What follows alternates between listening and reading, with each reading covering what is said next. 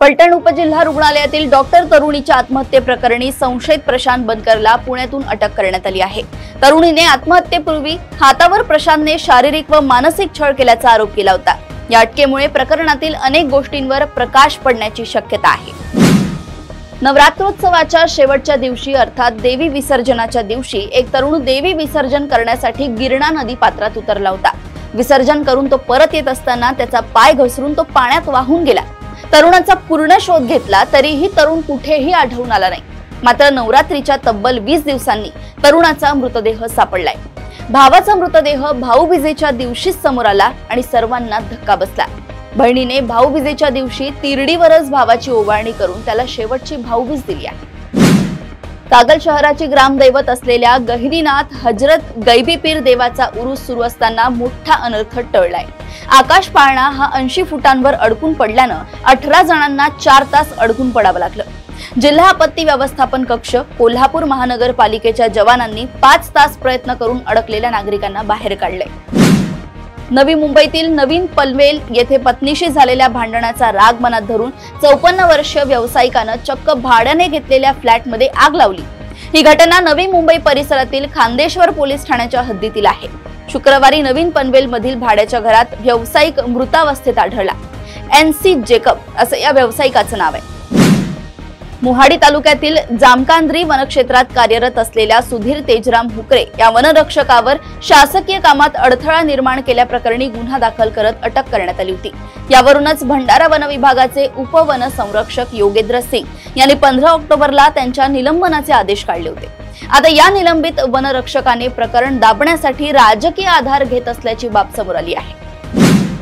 पंतप्रधान नरेंद्र मोदी यांच्या सूचनेनुसार शुक्रवारी राजभवन येथे राज्यातील मंत्री, आमदार आणि खासदारांसाठी नैसर्गिक शेती विषयावरील चर्चासत्राचे आयोजन करण्यात आले होते।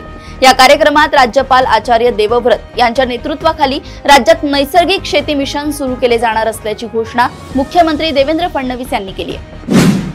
बनावट कागदपत्रांच्या सहाय्याने बांगलादेशातून आलेल्या घुसखोरांकडून शिधावाटप दुकानांपासून ते सर्व लाभ घेतले जातात। या बांगलादेशींना रोखण्यासाठी आता अन्न व नागरी पुरवठा विभागाने मोहीम उघडली असून या बेकायदेशीर स्थलांतरितांना काळ्या यादीत टाकण्यात येणार आहे।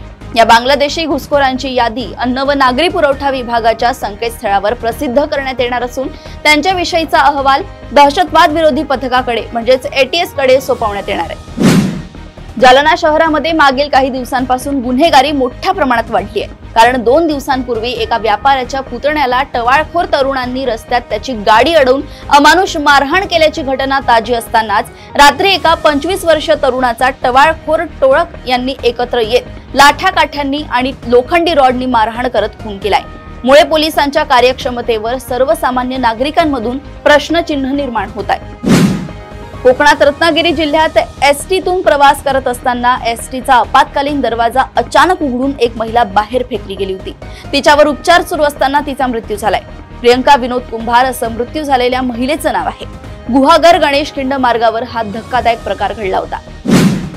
रजेवरून कर्तव्यावर हजर होण्यासाठी नाशिककडे निघालेल्या एका कर्तव्यदक्ष पोलीस अंमलदाराचा ट्रकच्या धडकेत दुर्दैवी मृत्यू झालाय। तसेच वेगवेगळ्या ठिकाणी झालेल्या दुसऱ्या एका अपघातात पिकअप आणि ट्रकची धडक होऊन आणखी 2 व्यक्तींना आपले प्राण गमवावे लागले आहेत। अवघ्या काही तासात झालेल्या या 2 घटनांनी नाशिक शहर हादरलंय। प्रदेशातील अशाच टॉप 10 बातम्या मी ऐश्वर्या आपल्यापर्यंत आणत राहील। तोपर्यंत तुम्ही बघत राहा देशोन्नती आणि अजूनही तुम्ही आमच्या चॅनलला लाईक आणि सबस्क्राइब केले नसेल तर लगेच लाईक आणि सबस्क्राइब करा आणि बघत राहा देशोन्नती। नमस्कार।